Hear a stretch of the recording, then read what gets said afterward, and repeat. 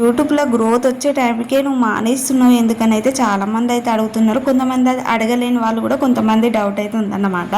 వాళ్ళందరికైతే నేనైతే చెప్తా ఇక్కడనైతే YouTube start చేయడానికి అయితే మెయిన్ కారణం అయితే మా పిల్లల్ని చూసుకుంటే యూట్యూబ్లో అయితే సంపాదించుకోవచ్చు కదా ఎంతో కొంతనైతే.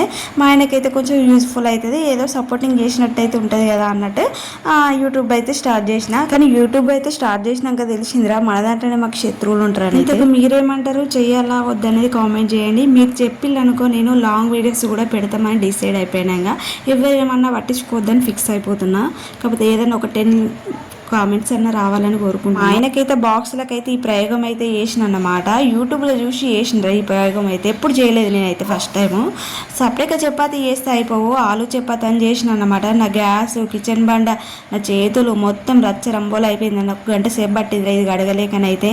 మా ఆయన చూసి నేను బాక్స్ ఓపెన్ చేసినాక ఉంటాయిరా నాకైతే తిట్లు.